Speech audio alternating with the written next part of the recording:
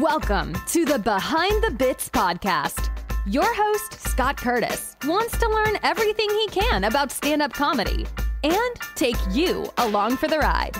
Scott and his guests talk serious about comedy in every episode.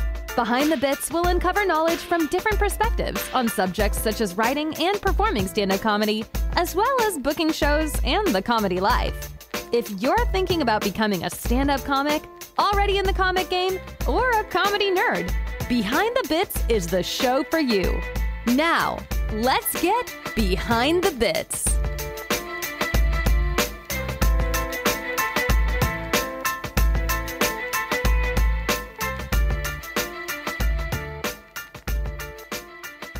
Hey, BTB buddies, I'm glad you tuned in for my 51st episode. Thanks for listening.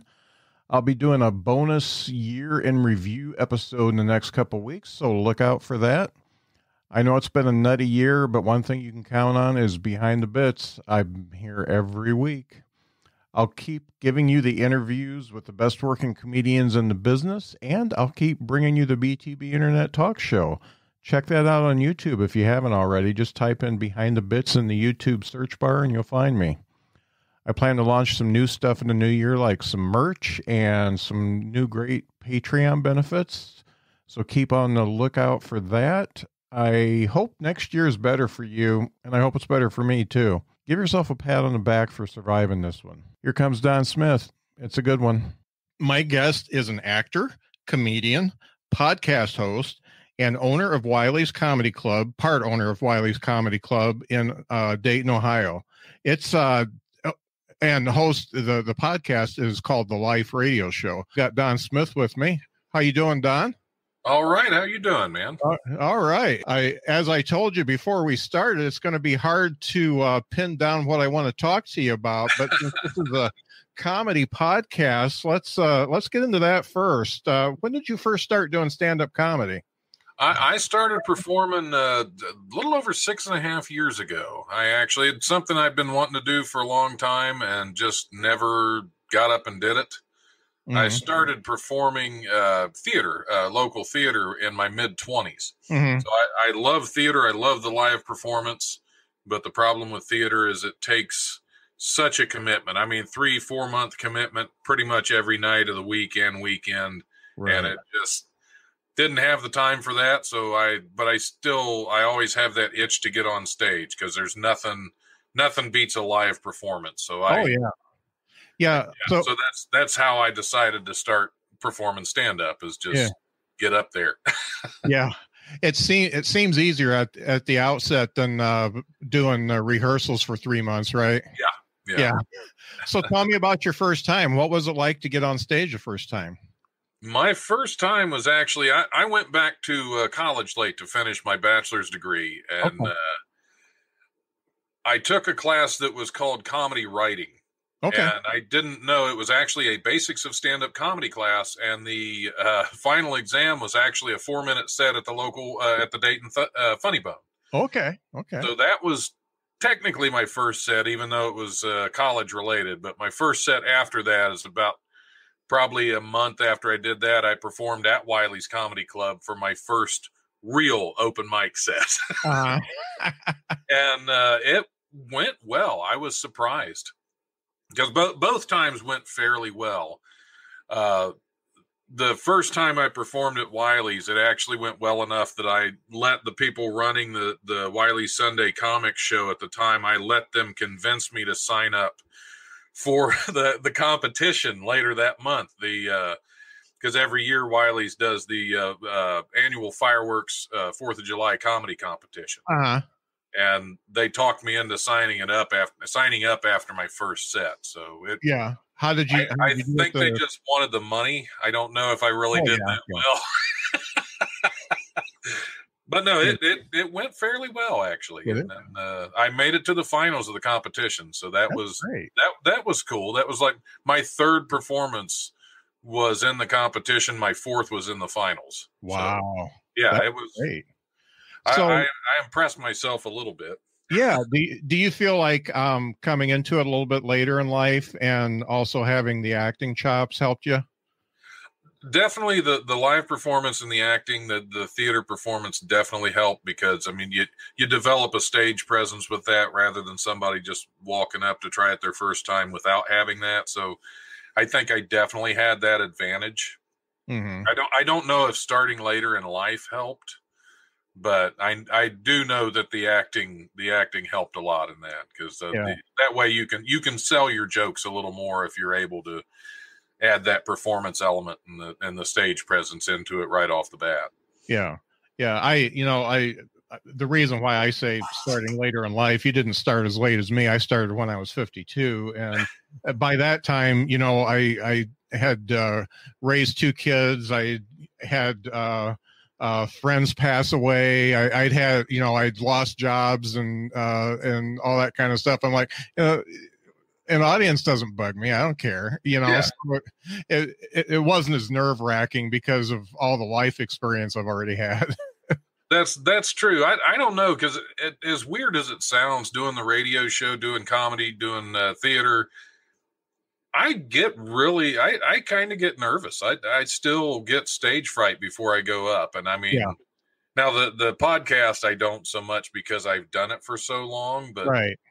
I still, because this year, because of COVID, of course, I haven't been on stage much at all. I think I went up for the first time in 8 months about probably 2 weeks ago, and I was terrified.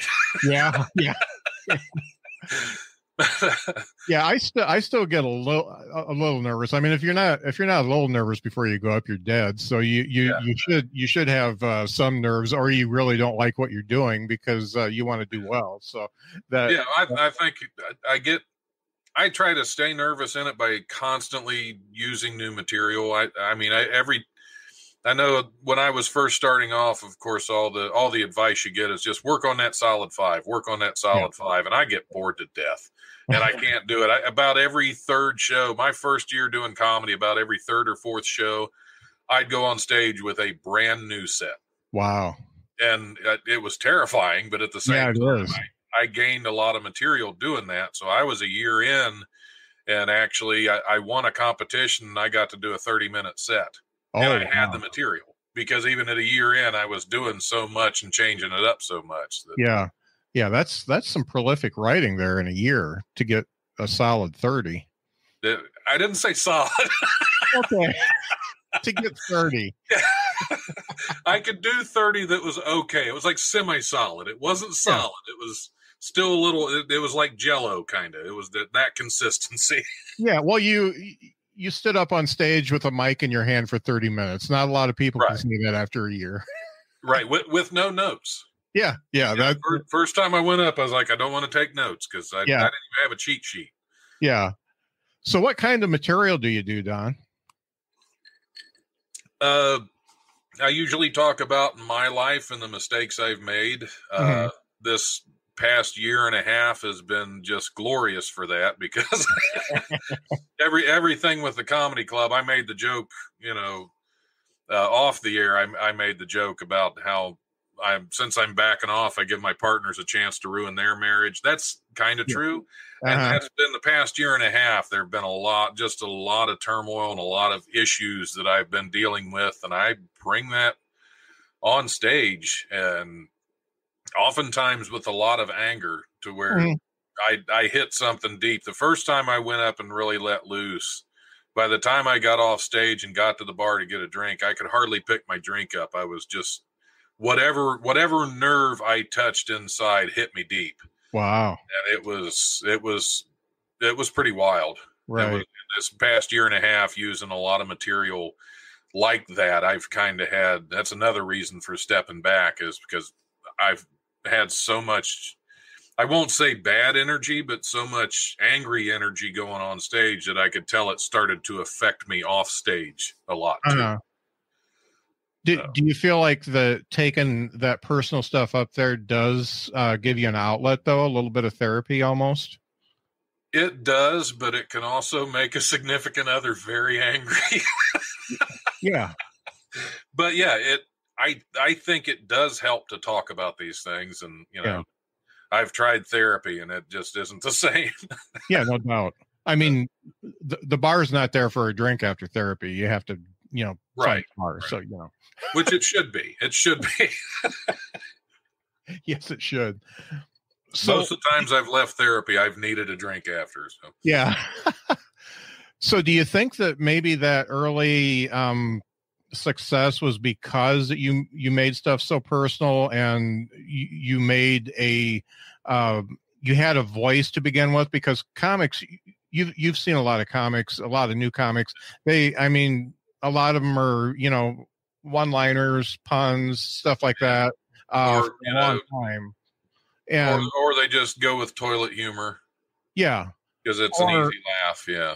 Or they're a storyteller like you, and it takes them 5 minutes to get to the punchline. They meander around it a lot. So, it's an art to be able to have a story, have something that you want to get across, and still get the punchline in without losing the audience. That's art. You have to be a storytelling comic. You have to have good punchlines throughout the story. It can't be just one long thing, and that's the tricky part. Because when I tried to do a long story like one or two times, and I just didn't have enough punch in between, and it sounded more like a TED Talk than anything else. Yeah. And it was, and in fact, I think one of my fellow comics said that to me as I left the stage. It's like, well, thanks for the TED Talk. I think I've done the same thing. I know where you're coming from. Yeah. I know exactly where you're coming from. So what comics did you admire when you were growing up, and even right before you started? Well, growing up, I know I'm going to take a lot of flack from a lot of other comics, but I have always been a fan of Gallagher. Sledge-O-Matic. Yeah. Because Sledge-O-Matic was brilliant when it first started, but it was a bit, and then it took over everything. But I always thought Gallagher as Gallagher was really well thought out, really funny. I mean, it was the 80s, of course, but later on, I got more into one of my all-time favorites is Richard Jeni. Mm-hmm. Now that's a guy that knows how to do a story. That he knows how to tell stories and put stuff in between. And one of my favorite things about him is the rants that he would go on. Oh yeah. Just, you wouldn't even have time to stop and breathe. You were laughing so hard, but at the same time, you were missing half of what he said. Right. Because he just kept firing them at you like crazy. And that was, he was definitely a favorite for a long time. That last special, was that the Platypus or something like that? I think so, yeah. Platypus Lifestyle or whatever, yeah. That one hit me. I mean, that's before I started doing stand-up, but I've always been a fan, and I was like, how can you have all that? It was like Carlin turned up a notch. He went so fast through that, and there were so many. It was so funny throughout. You're right. You couldn't breathe, and you had to rewatch it on VHS, of course, just to see the punchlines again, so you know what you missed. Yeah, definitely. But yeah, he was a powerhouse.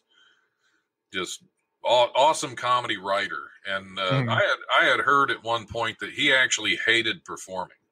He did not like performing, but really? he hated how he tried to sell his jokes, and he hated how other comedians told his jokes, which was the only reason he started performing them. Wow.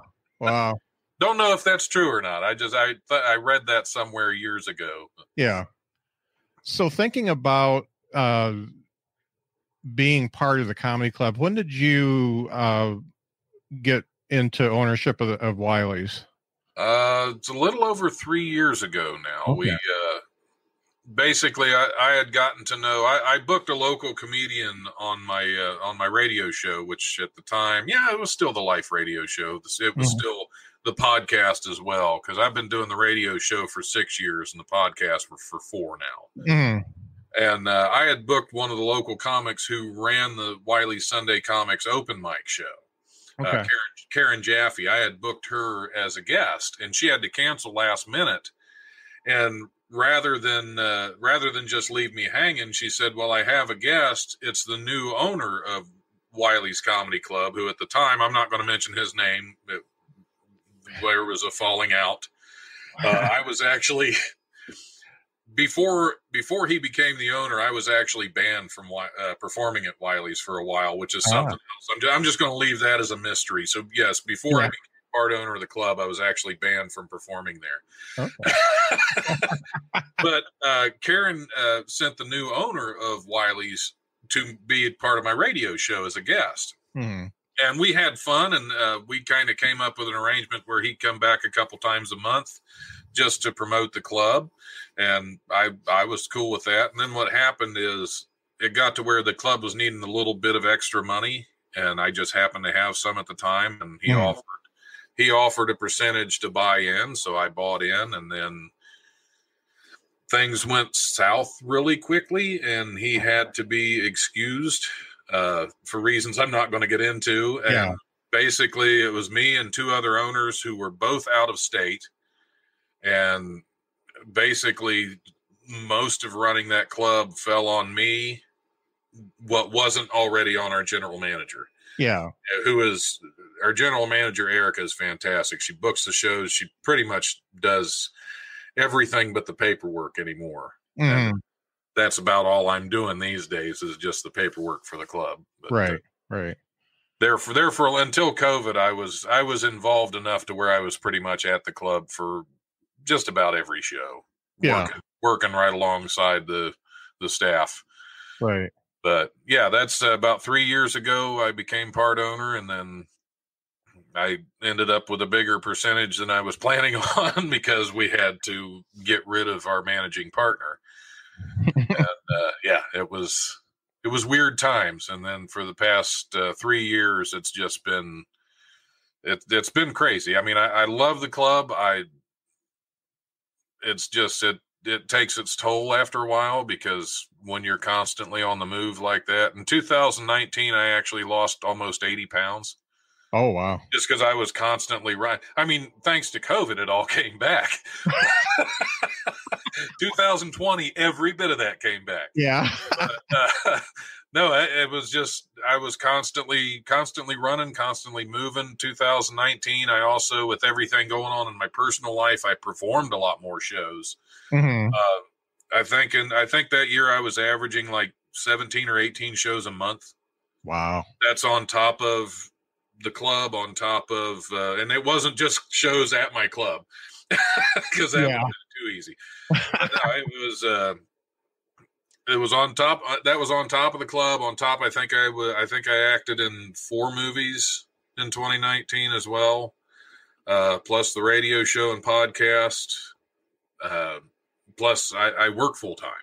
Yeah. So with everything going on there, it takes its toll after a while. Kind of run me down a little bit. Yeah. Well, I can see how you lost 80 pounds. You forget to eat and you forget to sleep when you're doing that.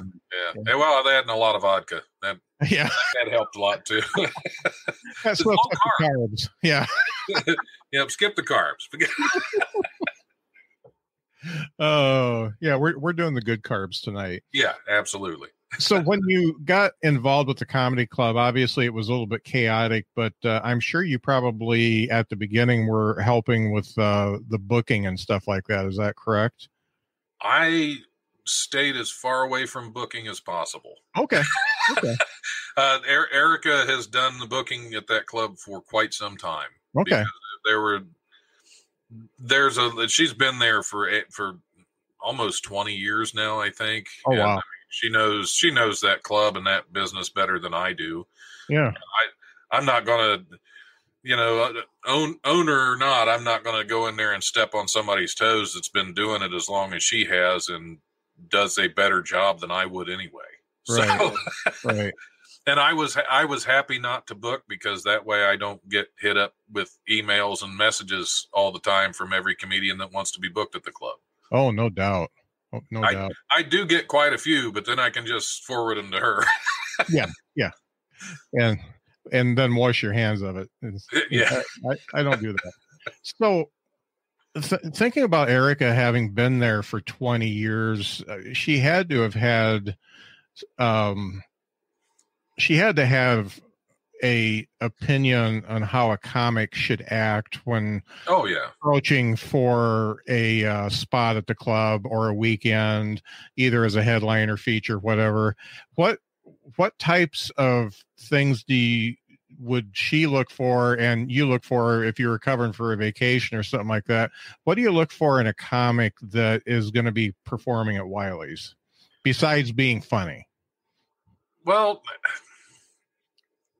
I look a lot of whether or not they promote, whether or not they do their part to try to get people out there. But mostly, if it's a comic I've never heard of that just reaches out, they're probably not going to get booked. Mm-hmm. If it's somebody that's been to the club, that's done a couple of shows there as a feature or a host, or has done a couple of open mics there, you have a much better chance. Mm-hmm. Let us get to know you a little bit, because Wiley's is a family club. I mean, it's not like there's nothing corporate about it. It is, if you know us, we love you. Mm-hmm. You know, we're going to do what we can for you. And that's the best way to get into Wiley's, is just get there for some shows, get to know the staff a little bit, get to know the people. And you'll start getting booked there. Have you seen anybody in the last 3 years, or in the time that you've been going there, that either surprised you by leaving comedy or surprised you by being a fantastic comic after maybe cutting their teeth there? I don't know. I mean, I'm never surprised when somebody leaves comedy. Sometimes if it's somebody that's really good, I'm a little bit surprised, but I'm usually there's so many people coming and going in the comedy scene that it's I usually don't have time to pay attention to a lot of them. And I mean, I don't mean to sound rude by that, right. but I learned my lesson about sitting through a lot of the open mics, because that's when I start getting Facebook messages in the middle of the night on Sunday. How did you like my act? Yeah. Which that's a good piece of good advice. If you perform for your first or second time at an open mic, don't start hitting up the club owner for his opinion. Yeah. Especially like 11:30 on a Sunday night when he's got to be at work at 5 a.m. Yeah, no doubt. I've had that happen far too often, but yeah, there have I don't know. There have been a lot of great comics come through there, newer comics come through there. That Ryan Niemiller, who went on to third place in America's Got Talent, he's from Indianapolis originally, and he spent a lot of time at Wiley's. We booked him before we were booking him at Wiley's before he was on America's Got Talent, and then after his third place win, since we've known him for a long time, Erica's known him for years. He used to come over and feature and host. She actually reached out to him right as he was getting just started in America's Got Talent, and she booked him. She happened to book him the weekend after the finale. Oh, wow. So on Wednesday night, he places third in the finale, and that Friday he's at Wiley's. So those were great shows that weekend. Yeah, I bet. I got to do a guest set with him Saturday night, and that's cool. Usually if I was doing a show at Wiley's, it was because we were trying to save money on a host.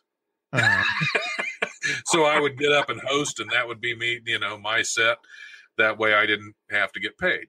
Right. So usually it was a weekend where we didn't have a big crowd. So getting to do a guest set on Ryan Niemiller's sold out show, that was a high point for me. Yeah, I bet.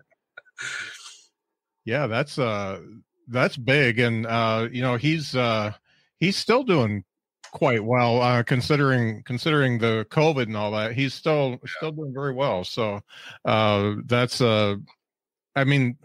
I always like seeing comics that are on America's Got Talent, because I think comedy is an art and it should be featured.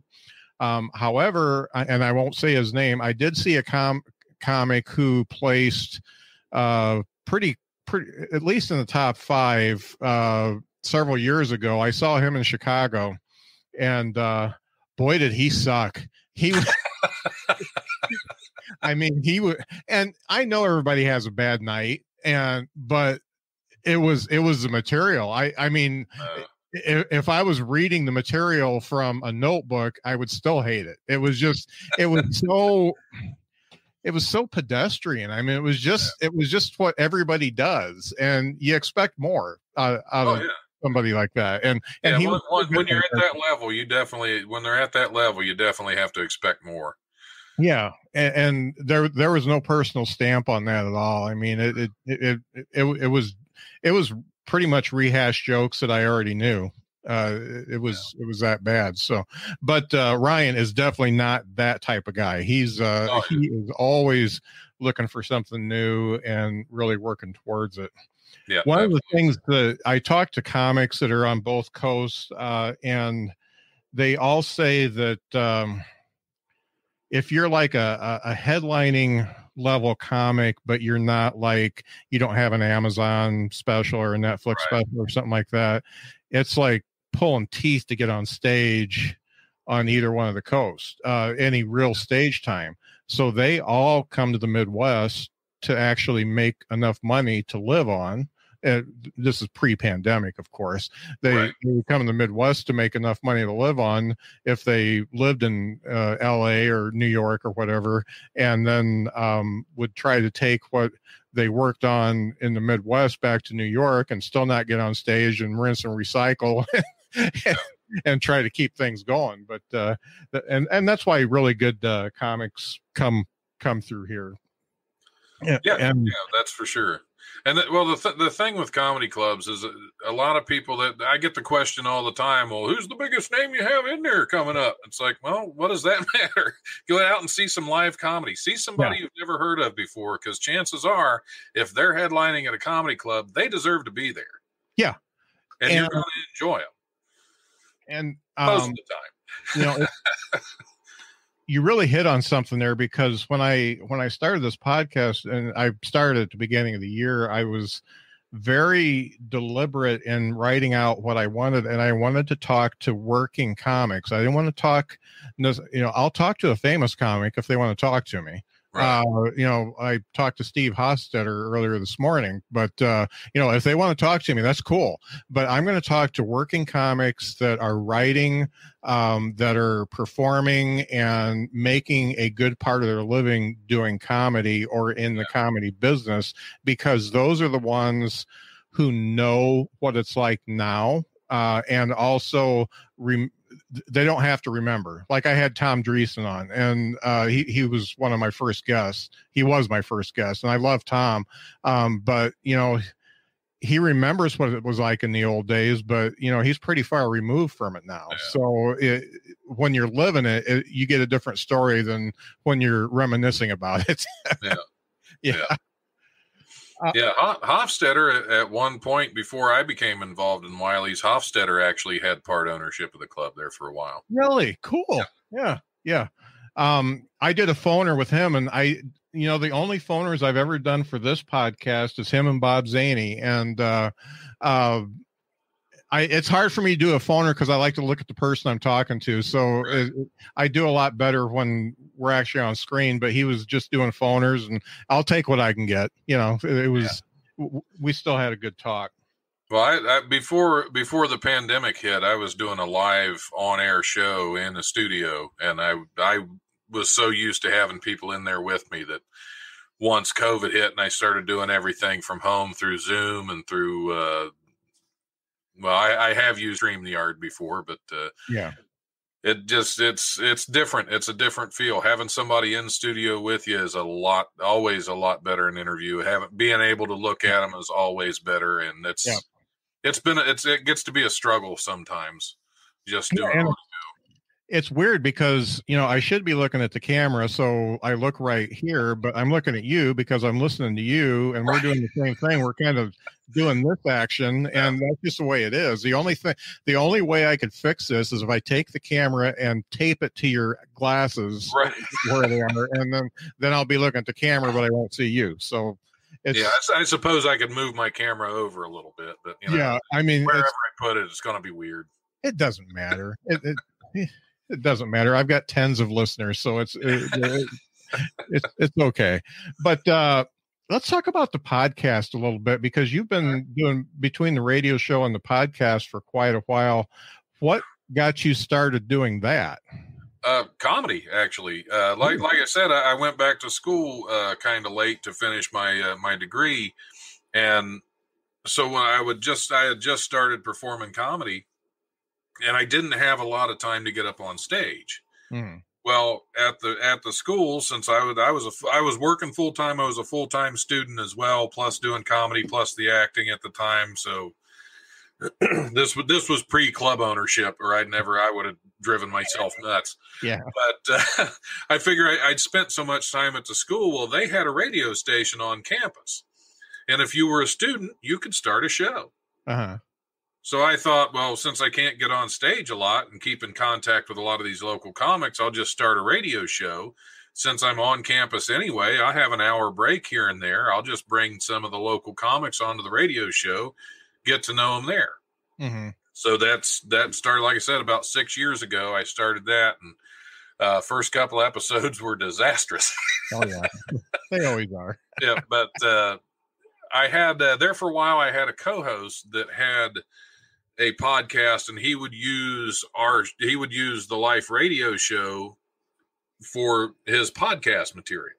Uh-huh. And then we had a falling out, and I decided I got kind of used to the idea of everything being saved, because for the first year or so, it was just strictly a live show. It was done. There was no way to find it anywhere. It was finished. Uh-huh.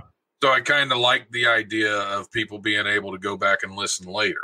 Right. So once we kind of went our separate ways, I decided to start the Life radio show as a podcast as well. So that's been about 4 years ago. And it's just been pulling comics on from all over the place, and of course getting back into the film world. I'm pulling local filmmakers, local actors, a handful of local musicians here and there, because all the music that I use on Life radio show is local musicians. Yeah, with the exception of every now and then, I did talk to Haywood Banks, and I use some of his every now and then. Who else did I talk to?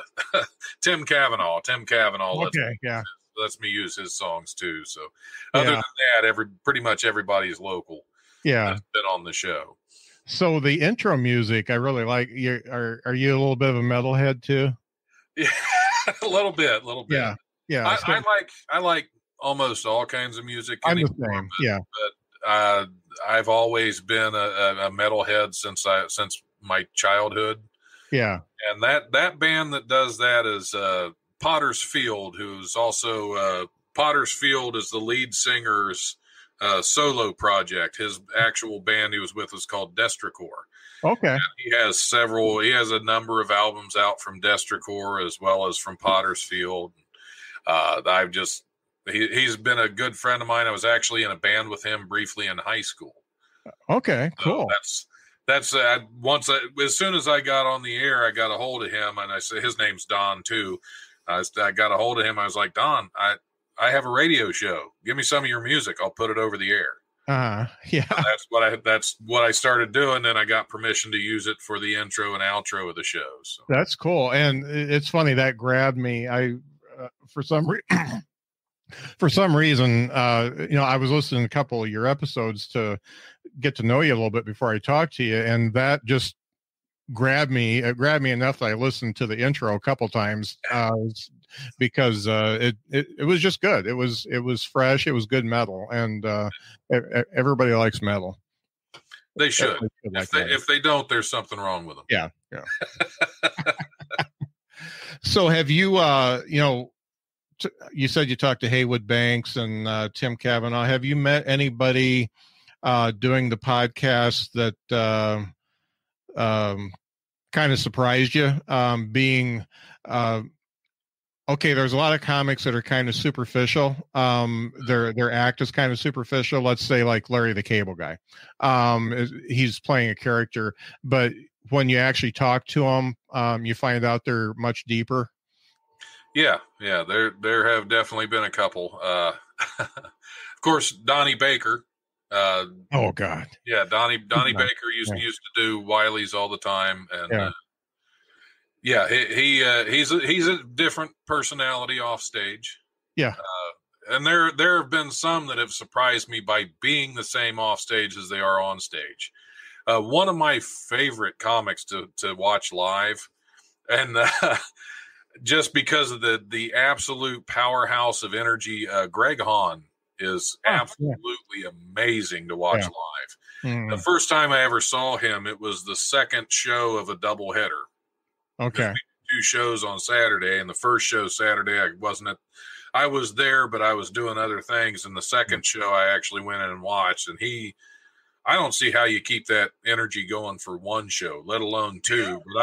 But talking to him off stage, because he's been there several times, he called into the radio show once, which is another fun story. But I've talked to him several times off stage, and he's almost the same high energy personality off stage. So it's just kind of him. I think I was telling somebody the other day, I've had several conversations with Greg Hahn, but there have only been like 1 or 2 times I talked to him where I went, wow, he's human. Just so much respect for him as a comic, though. He is he tears me up. He is absolutely hilarious and just a ball of energy. But he called into the radio show once, and we were having problems with the soundboard. So we could put the phone call out over the air, but he couldn't hear us. I could talk to him off the air, but as soon as we put him on the air, he couldn't hear anything we were saying. So finally I just said, here's what we're going to do, Greg. I'm going to put you on the air. You say whatever you want for however long you want to say it. And whenever you're done, just let me know. So there's Greg Hahn screaming and yelling this high energy goofiness for about 3 or 4 minutes, just solid on the radio show. Oh, that's great. That's it almost sounds like old Bob and Tom. I used to live in Indy and listen to Bob and Tom before they were syndicated and stuff like that. And they had technical issues. Oh yeah. The life radio show became known for technical issues there for a while, because when I first started, like I said, the first show was a disaster.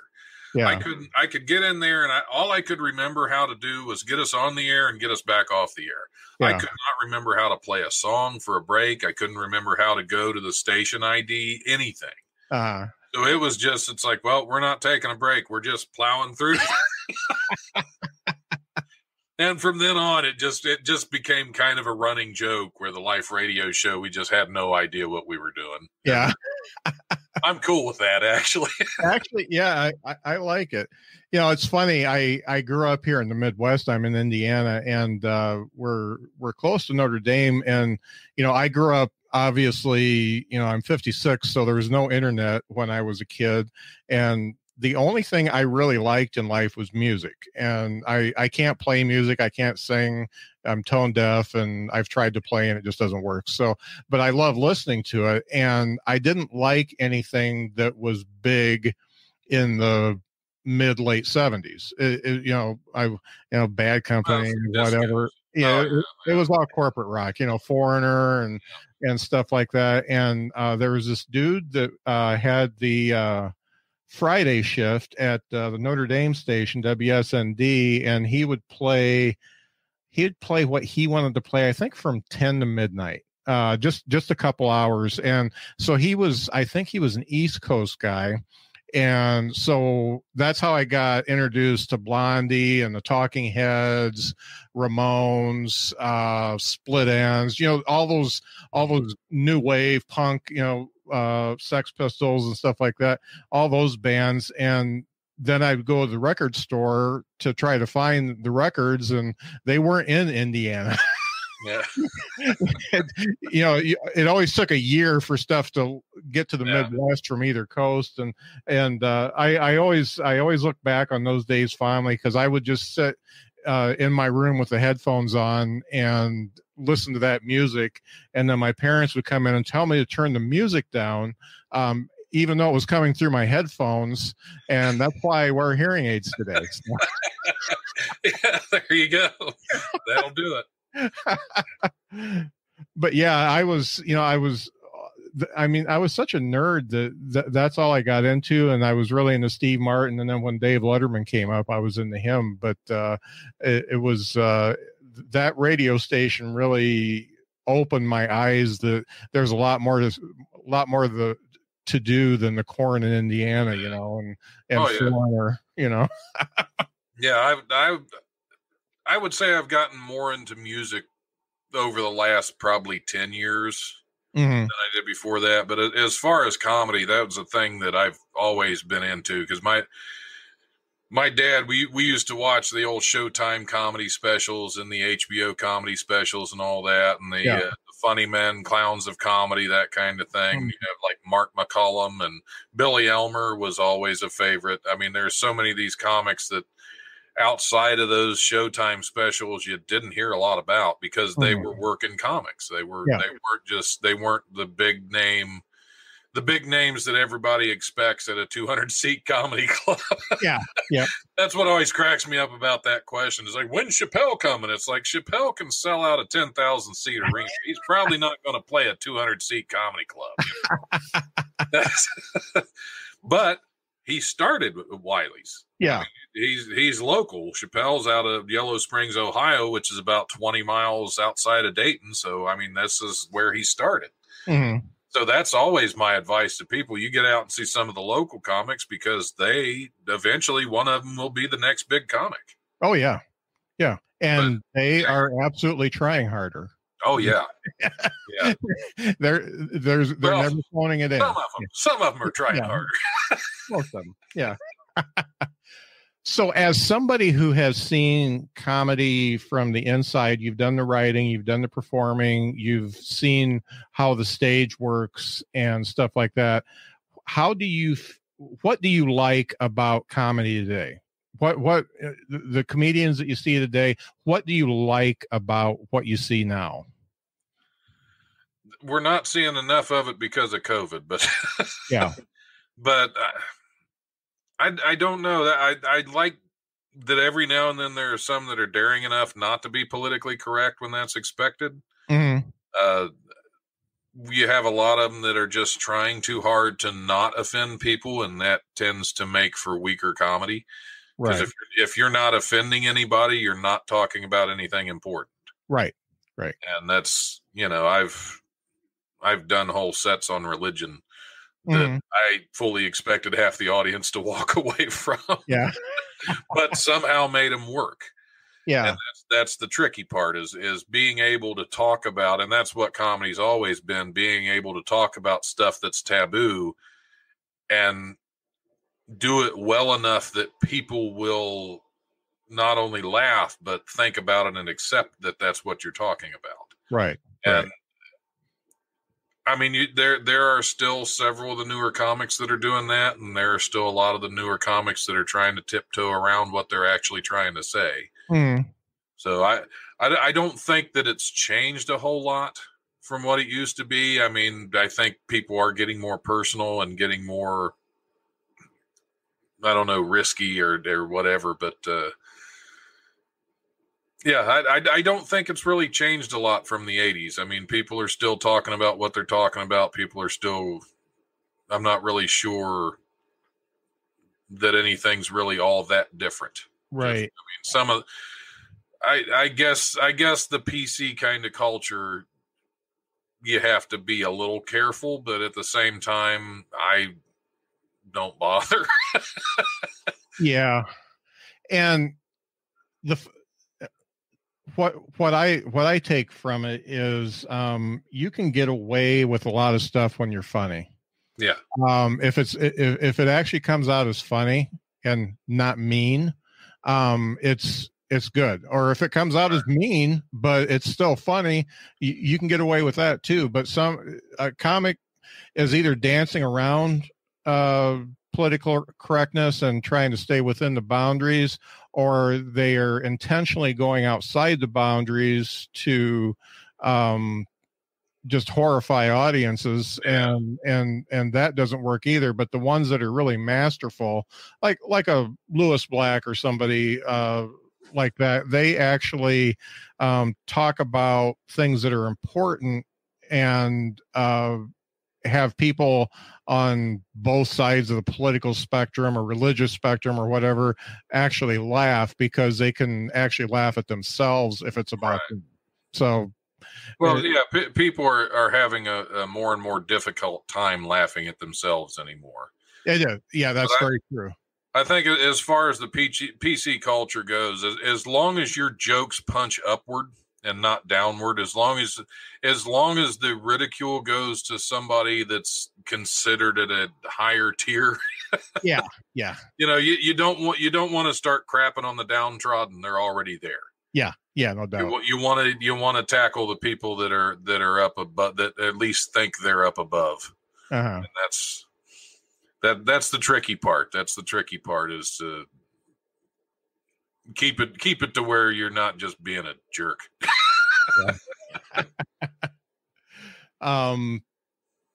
Has I didn't look through your entire podcast library. Have you ever talked to Stuart Huff, or has he ever played your club? I have, yeah. He's been at the club several times. He's a favorite at Wiley's. Yeah. He's usually headlining there at least once a year, sometimes twice a year. Sometimes he comes in to do he's shown up for our Sunday comic open mics before, and just closed out an open mic for us. So yeah, Stuart's brilliant. Yeah. I think he's been on the podcast twice, I think. I'll have to look for those episodes. He was my second guest on my podcast. And what I like about him, he punches up a little bit, but he punches sideways a little bit too. And he gets away with it because it's more philosophical. I mean, the guy is a master. And the fact that he doesn't want to be any more than what he is, I totally respect that. Because so many people are trying to get on the sitcom or get a writing gig at SNL or something like that. And this guy just wants to go out and say his words and make people laugh and hopefully change minds too. I mean, his stuff really, I talk about this in way too many podcasts, but one of my early interviews was with a psychologist that is really big into comedy and has written a couple books. And he talks about a thermostat comedian. And that's somebody who talks about what's either going on in the world, going on in their life, and they're just commenting on it. And then there's a thermometer comedian that talks about what's going on and tries to change minds a little bit as they go along. They're trying to put the temperature up a little bit. And Stu's definitely a thermometer comedian. Yeah. Last time he was on the show, he was talking about when he started, and he was doing shows at Walmart. Yeah. Do you get that? Do you hear that story? No, I haven't heard that. He was having trouble getting booked when he first started up, and so he would walk back into the electronics department in Walmart and grab one of their microphones. No, it was Kmart. Sorry, it was Kmart, not Walmart. He would do that in Kmart. He would do his Kmart shows, and he would just be in the electronics department at Kmart, and nobody listening. And he'd do that every week. Oh, that's great. We got sidetracked because he has that. I don't know if he's doing current episodes, but that Curious Obsessions podcast. Yeah. Because he's into antiques and weird old antiques, and my grandma was an antique dealer, and I was kind of my grandparents' loading guy. I would load them and unload them from shows and stuff like that. And my grandma was into all that weird stuff too, but it was older and weirder. And we got into a pretty good conversation about that, both online and offline. But he's got a whole house full of curiosities, he likes to call them. Yeah, he's a great dude. He's always a blast to have at the club. So let's talk about the acting that you've done, because your credits are on quite a few things. How did you get into the whole acting part? I know you were doing the theater, the community theater and stuff like that, but how did you make that jump into the acting part? Years ago, long before I started comedy, there was I think 3 movies that I was in, but only one of them actually got finished. Uh-huh. And it was just something since I was doing the theater, I wanted to kind of try some film out and see what was going on with that. And I did a couple back then, and most of them at the time, it was before a lot of the streaming stuff still. So it was still a lot more difficult to get out there. So my first film ever was called The Monster's Mind. And I think it premiered at Rome International Film Festival in Rome, Georgia. but hey, we were nominated for best feature-length film. So there you go. But when I started getting back into comedy, because I took a break from a lot of it for a long time, for like several years. And when I started getting back into comedy, I started at some of the clubs. I started to meet some of these filmmakers. And the first one was Henrik Kuto. I got to know him fairly well, and he's probably best known for Babysitter Massacre. Okay. He does a lot of great horror films, and I got to know him a little bit, and I did a few kind of walk-on roles on films with him. I was in Calamity Jane's Revenge. Let's see, Nothing Good Ever Happens. But then he did a series that's available on Amazon right now. I think you can still watch it free if you have Amazon Prime. It's called the Boggy Creek, the Bigfoot series. Uh-huh. And I was a featured lead on the episode 2, and that was a lot of fun. But I got to know him, and then just everything else was just auditions. Or I'd go to one of them. I took an acting class just for fun. It was more of an improv class. And a couple months later, I got a call from the person that was running the class saying, "Hey, I'm directing a movie. Would you like a part in it?" I was like, "Well, yeah." And I auditioned for a number of them. The biggest one that was Cinema Lexicon. The director's William Lee. And I think we just wrapped principal photography on my 7th film with him. Uh-huh. And because that's usually how it works. If you get in with a director and a crew that works well together and meshes well together, and you're reliable, they're going to keep bringing you back. Yeah. So I've been very lucky to work with him quite a bit. In fact, the next one we're doing is through he's one of the producers of it, but it's I get to be a co-star, so I'm going to be one of the lead actors on the next one, which is I can't talk too much about right now, but the one that we just wrapped was Black Wolf. Black Wolf's the one that did wrap, but I've been working with him for almost 5 years now. Okay. And he gets his out there, because a lot of filmmakers, well, Henrik does too. All these people that I work with, they usually get their stuff out there, but I've worked with some that you'll do a whole lot for, and then you won't hear anything about it ever again. Yeah. But I've worked with a lot with Cinema Lexicon, with Henrik Kuto, with Lana Reed, a lot of people that get their films out there, and Garnett Films. That's Lana Reed's company. Who did Western World. Yeah. Which, I watched the trailer for that. That looks pretty cool. It's a little deceiving. To be honest, it's a great movie, but it's more like a Western murder mystery than like a Western shoot 'em up kind of thing. Because if you look at the trailer, it looks like there's a lot of action, but in reality, there's some. But at the same time, a lot of it is just talking out, trying to solve this mystery. Who killed? Because the original title was A Dead Husband in a Western Town. Yeah. Which leads more to the mystery element of it. Yeah. And then, since they had the show Westworld that was really at the time, they said, well, let's call it Western World. Yeah.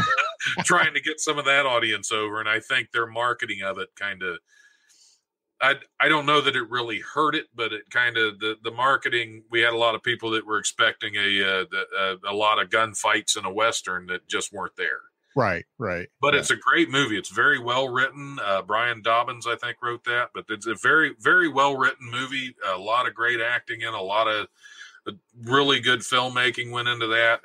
I think it was marketed to a crowd that was expecting a lot more than a mystery. Yeah.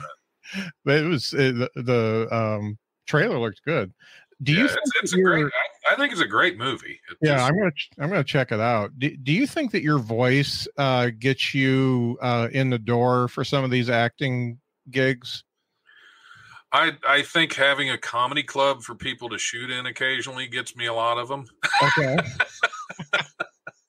Because that's there's a lot of Boggy Creek. We shot that. It was over 3 years ago. It was almost 3 years before that came out. From the time we shot it, it came out a little over a year ago. Mm-hmm. But I forgot how often we shot at Wiley's for that. Until I started watching the series again. It's a 6-episode series, and I completely forgot that in that area they were using Wiley's as like their neighborhood bar. Yeah. So it made it in. Wiley's made it into more episodes than I did. Yeah. And Black Mamba, which just released, a Cinema Lexicon movie that just released, I think in May or June. We probably shot about 70% of that inside and around Wiley's. Oh, wow. That's cool. Because the cool thing about Wiley's, there have been so many renovation attempts and so many half-hearted remodels that it looks like 17 different sets. Yeah. You can film here, it looks like this. You film over there, it looks like an entirely different thing. Our cooler, the doors on our cooler are kind of old. We actually use that to make. I think in Black Mamba we shot the cooler as our morgue. We weren't inside of it, but just the doors and everything. It looked like it could pass for a morgue. Yeah. So yeah, I hope that some of it's my voice and my talent that gets me some of the acting gigs, but I know some of them were just because they wanted to shoot at the club and offer me a role, which I'll take. Yeah, no doubt. So is your voice something that you've worked on to get to where you're at, or is it just completely natural? Most of it's completely natural. I've never really had any voice lessons or anything. I have, of course, I've done the podcast for a long time. I have done a little bit of voice work. This past summer, I did some voice work on a children's book, a children's audio book that called The Rooster That Wouldn't Crow by Artie Knapp. I've done a few things like that. I was part of the Unwritten Podcast Season 2. Which is an audio drama podcast. So I've done some voice acting, but most of my voice just comes naturally. So that's great. And I'm a voice guy. And the reason why is because in this entire conversation that we've had, I've understood every word you said, and I'm extremely hard of hearing. So even when the headphones are in, if there's any mumbling or any weird pauses or something like that, I lose stuff. And it's funny because I talked to another comic a couple episodes ago. He's probably been at Wiley's. Jeff Shaw I know the name, I think. Yeah, he's been around, and he did a show this summer. It was an outdoor show that my wife and I went to. This was in the middle of the Rona, and it was in this very, very rural town. It had 2 cornfields between it. We drove an hour to get there, and we're in a very small city ourselves. And he did that show, and one of the things I told him was, I understood every word that you said, and that is very uncommon for me, because diction is very important, and enunciating words and saying the whole word, not mumbling, not running into the next word and stuff like that is very important to me to be able to hear. And he had never heard that before, but you're like the second person I've talked to that I don't have to really, really strain to understand every single word that you're saying. And it's a great radio voice, but I see it's on the edge of an Orson Welles type thing, I will take that as a hell of a compliment, honestly. Yeah, and I loved Orson Welles, and once again, I understand every word he says when I watch his stuff still. So it's very distinctive, and yet it's not over the top. You're not like a morning zoo radio type voice, like, "Hey kids, what are you doing?" But every word I understand. When I was perusing the podcast, I was like, holy cow, I don't have to strain to hear this guy. And I take that as a compliment because, old people need to laugh too, and they need to hear all the words. So. Yeah. Well, yeah, I was an English major, so I've done a lot of reading aloud, plus the radio show. I've been doing that for so long, plus being a performer. You can't really mumble a lot doing theater. You have to project, and I think a lot of that's helped develop it. Right. So I won't say it's totally natural, but just I haven't purposely said, okay, let's work on my voice today. Yeah. Everything's been developed over time through all the different things that I've done. Yeah. Yeah. Yeah. It's funny. I've got actually a public speaking coach coming on the podcast on Friday. I'm interviewing him Friday morning, and it's totally selfish because I have the tendency to say and I also stammer. I also say things too many times, and I'm just going to use him to train me to be better. And hey, it works. and comics can use that too, because there's a lot of comics that get up on stage and I don't hear half of what they said. Yeah. They think because they have the mic in their hand, they can just mumble through it because it's being amplified, and amplified mumbling is still mumbling. Yeah. You mumble through a punchline, you just lost the joke. Yeah. Yeah. So that's I'm looking forward to Friday. So let's talk about one of the things I like to ask everybody is, what is the best and worst advice you got about comedy? I think that, the best and the worst advice about comedy is quit. No, I don't know that I really listen to a lot of advice, honestly. I mean, that sounds weird, but I just don't. I mean, with comedy, if you listen to too much advice, you're never going to find your own voice. Right. And I won't say I haven't listened to any of it. It's just not enough to where I remember it as something that really sticks with me. Yeah. I guess that's bad. Actually, it's funny. We were talking about Stu, and on Stuart House episode, I asked him the same question. And he said, don't take anybody's advice. So see, I'm taking his advice and I didn't even know it. Yeah.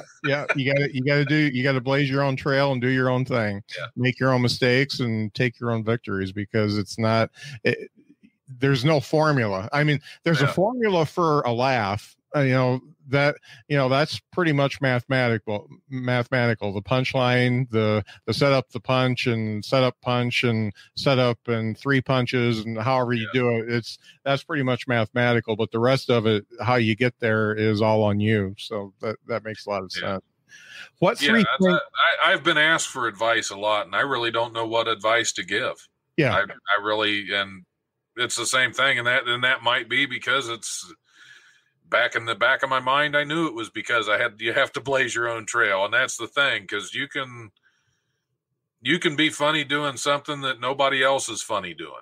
Yeah. But you have a different way of doing it that everybody else says don't do it that way. But if it works for you, it works for you. Who really? Yeah. Yeah.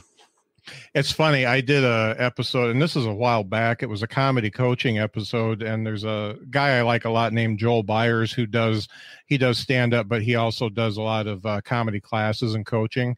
And I did a whole online. It was streamed live, and I put 7 minutes of my material out there. The last 7 minutes I did, and we went through it and broke it down, what was good and what was bad. And we were streaming live, and he absolutely hated my closing joke. He said it's got to go. You can't do it. And how you fall in love with a joke. I had fallen in love with that joke.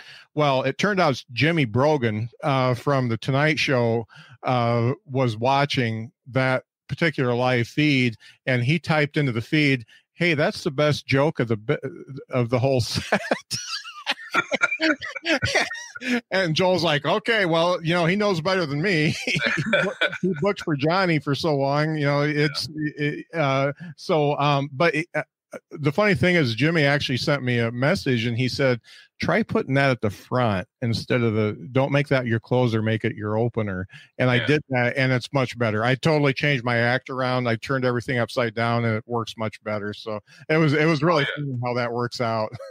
Yeah. Little pieces of advice like that are good to take, and you try them out a little bit, but I mean, the bad thing is there are always more people that willing to give advice in comedy than there are willing to listen to advice. Yeah, no doubt.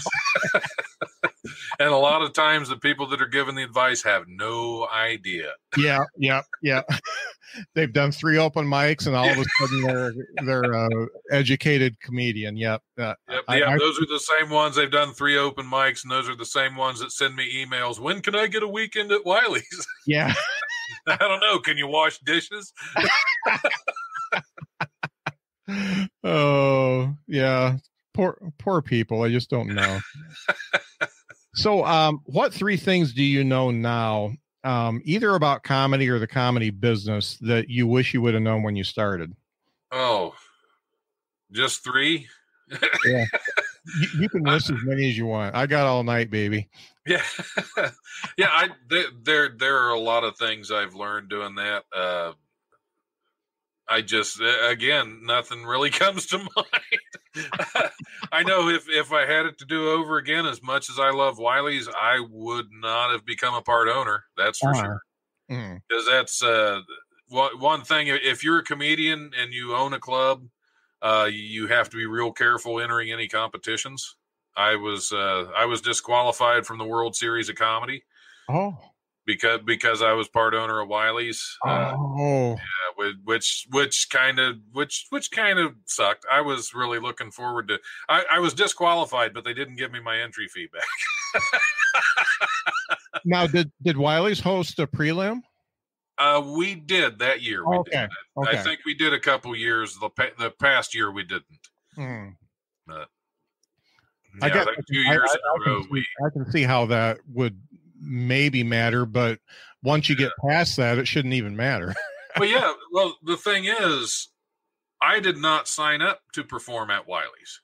Right. Yeah. Because you can sign up at several different satellites. So I didn't sign up to perform at Wiley's satellite. Uh-huh. I signed up for several other ones, but I didn't sign up for Wiley's. That's why it kind of was like, well, what difference does it make? I'm not performing at my home club.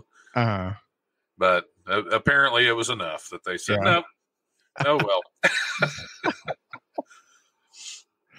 That's too bad. It really kind of sucks. Yeah. I think there were 2 other festivals I wanted to perform at, and because I was with Wiley's, they wouldn't. They wanted me there as industry. Yeah. But not as a performer. It's like, I don't want to go there as industry. I don't book the club. Yeah. Yeah, that's no fun at all. You might get passed over for your own club that way. Yeah, exactly. Oh, man. So do you think that, okay, with the pandemic and everything that's going on, do you think that anybody should even be getting into stand-up comedy now? It depends on why you're getting into it. If you're getting into it to make money, then probably not. Yeah. Just because, I mean, unless you're some phenom, it's going to be 15 years before you get to where you can. It's going to be 10 to 15 years before you can make a living doing it. And even that living, most of it will be living it out of your car, driving from club to club across the country. It's like anything else. You have to get into it for the right reasons. It's just like acting. You have to get into it for the right reasons. I love acting. I love comedy. I love what I do. That's why I still have to work a full-time job. There you go. Yeah. But I mean, it's when I get cast in a film or something, I usually the question, how much am I getting paid, is the furthest thing from my mind. Right. Yeah. I mean, to me, it's stuff I would probably do for free. Mm-hmm. If you're going to pay me for it, that's a bonus. Mm-hmm. Right. Yeah, no doubt. And it's all time consuming stuff, but yeah, it's like anything else. It depends on the reasons you're getting into it. If you're getting into it because you like performing, because you love making people laugh, because you love comedy, don't hold back. Get into it. Even with the COVID, I mean, you're going to have a harder time finding a place to perform. It's going to get. I mean, things are getting ugly now. I mean, we're still open, but we're at like 30% capacity. So, I mean, we're squeaking by. Yeah. But, I mean, and we're doing everything we can to be as safe as possible with our staff and our comics and our customers. But, right. Yeah, there are still some clubs that are open and running, and this will pass. This will pass. I mean, if you get out now, there are still a lot of, I know here in Dayton, there's a group that does do a couple live feed comedy shows. So there are still venues out there. There are still ways to get out there. But as far as starting in the midst of all this, why not? Because you start in the middle of all this. It's the people that are living on, that have been doing it for a while, that are trying to live off of it now, that are struggling. Yeah. If you're just starting it now, you're golden. You don't have to worry about making money right now. Yeah, it's almost an even playing field. Yeah. Yeah. Have you done any of the Zoom comedy? I have not. Yeah. Because it's to me, it would be really weird without a live audience that's actually reacting. So I don't know I don't know how it's set up, honestly. Yeah. It's weird. You should watch one sometime. I'm wearing a t-shirt. I did a virtual comedy festival, and it was somewhat enjoyable, but it was also extremely depressing. And I'm doing a show on Friday night that somebody asked me to do. I stay away from it as much as I can. I'll do like an open mic just so I can say the words of stuff I've written out loud, just because I need to.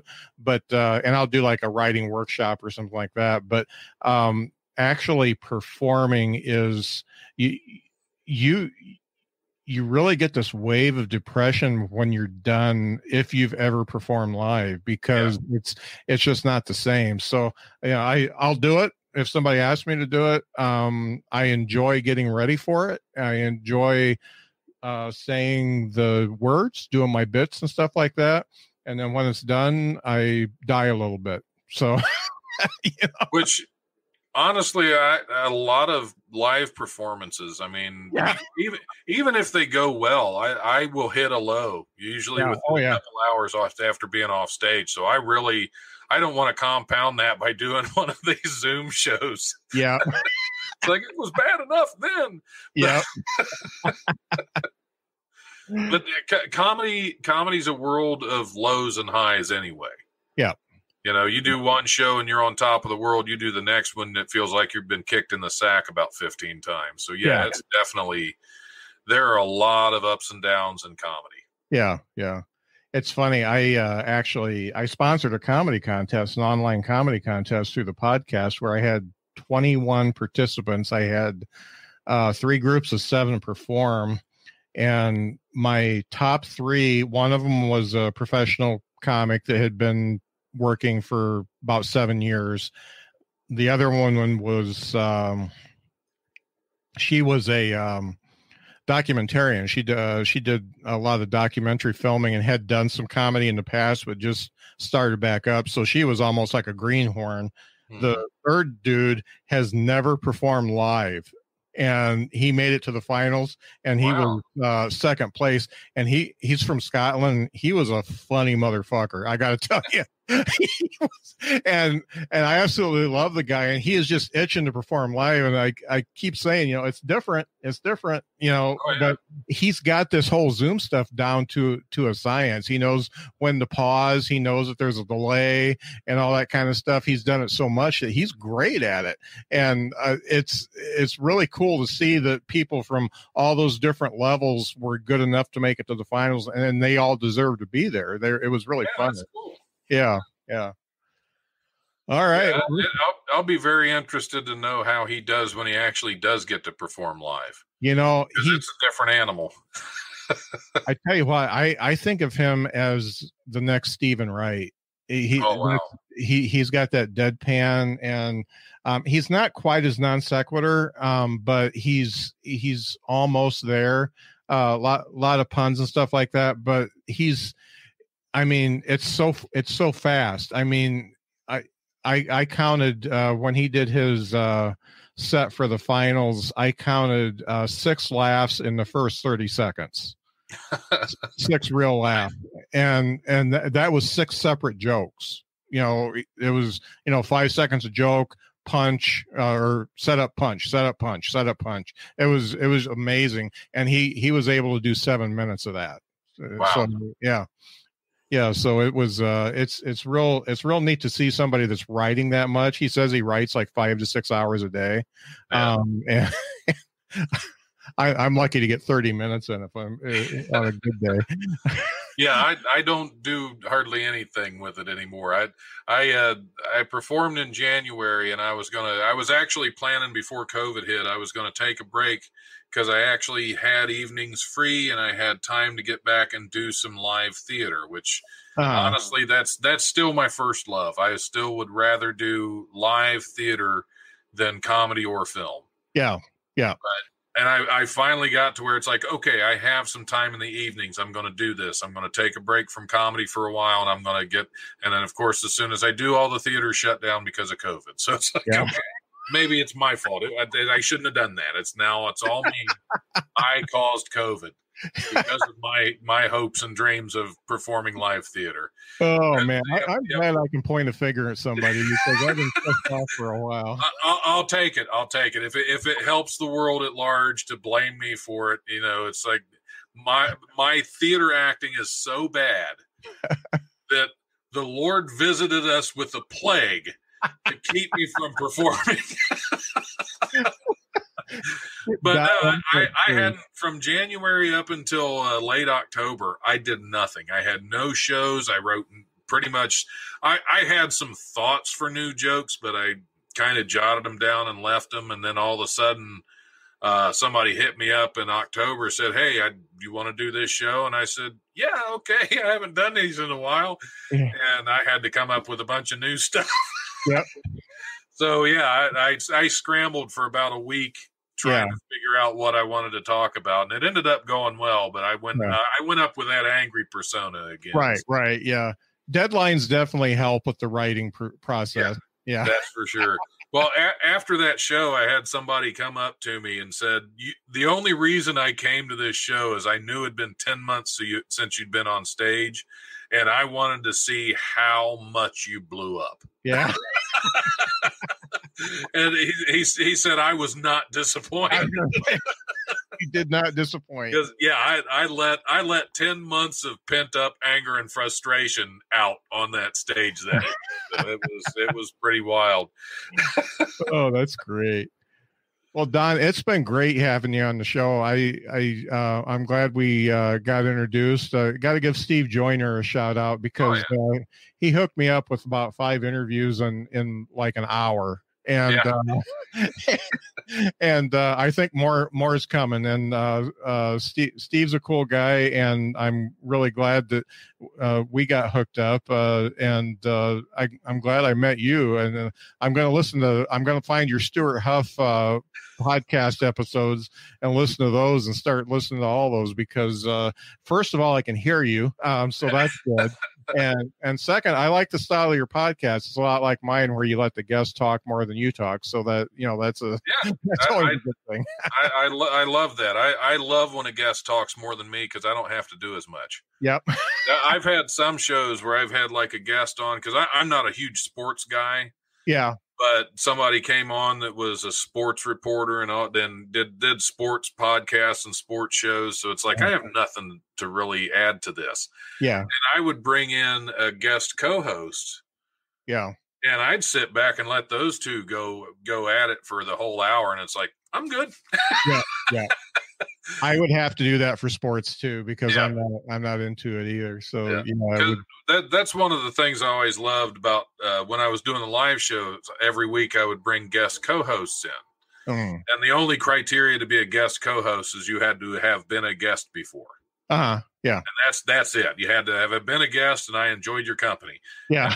Because most of my guests, I really don't have any guests that I didn't enjoy. I mean, there are one or two that, but most of the guests I've had over, almost 6 years doing the radio show have been wonderful people. Yeah. And but now I bring a guest co-host in, and I like to get people that are kind of like-minded, because when I first started working with Steve, I mean, he put people on my show that it's like not sure how to relate. Like Artie Hoffman is I don't know if you've interviewed Artie Hoffman yet. He's a psychic medium. Yeah. Well, that's not my realm. Yeah, I do comedians. Yeah. Yeah.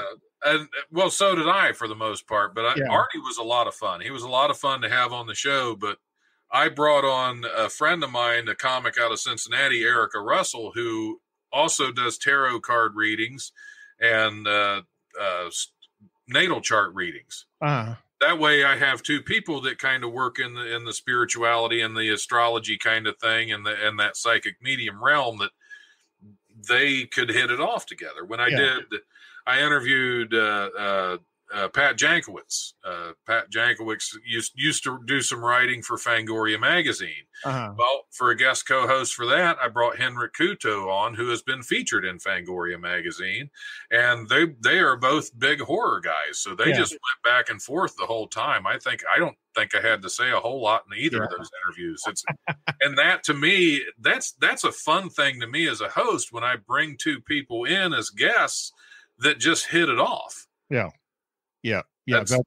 It's neat to connect people, and it's neat to connect with people. That's that's a fun thing about doing a podcast and doing comedy and theater and all that kind of stuff. You always find somebody that's either like-minded or somebody who's kind of your spiritual equal or something like that, and you can get together and make a friends, and that's important. Yeah. Well, I appreciate you having me on. It's been great talking to you. Yeah, it's been a great conversation. I'm glad we were both drinking because it's the day before Thanksgiving, and I'm cooking for two tomorrow because we're staying away from the kids. So it's kind of depressing, but it's what you got to do. Yeah. So that's why they made drinking. Yeah, no doubt. I made a beer run today, so I've got enough for the weekend. Perfect. Yeah. So where can people find you if they want to listen to the podcast, see your comedy, anything like that? I don't have a lot of there's probably some old stuff that's some of my early stuff that's still on YouTube. Don't watch it. It's ugly. As far as my movies, I mean, you can definitely check me out on IMDb. Donald Smith. I always went with Donald when I first started acting, so that kind of stuck on my IMDb. But you can check out any of those movies. There's a lot of them that are on Amazon right now. There's a lot of them on other streaming services. I know Black Mamba and The Goocher both came out this past summer. Of course, check out Boggy Creek, the series on Amazon Prime. You can check me out. You can find me at thelife1069.com. You can also, there'll be links to pretty much everything on there, including my movies, including the podcast. You can find the podcast itself, my link tree, depending on what podcast you use, what podcast services, podcast hosts you use. It's linktr.ee/The Life Radio Show. You can find me on Facebook at The Life 1069 or on Twitter at Don Smith Comedy. I think that's about everywhere I'm at. Okay. Great. Well, I'm really glad we got to connect. It's nice. Me too. To meet somebody that started comedy as a passion and not something that they wanted to make a living with. And I'm in the same boat. And I'd love to be able to make a living doing the things I do for fun, but it's not happening yet. So somebody asked me, I did an interview a while back, and somebody said, well, where do you want this to take you in 5 years? And I said, to be quite honest, if I'm in 5 years from now, if I'm able to still do the things I'm doing now, even at the same level, I'll take it. I'll be happy with it because I love what I'm doing. Yeah, that's great. That's great. Well, thanks a lot, Don. It's been great talking to you. Yeah, thanks for having me.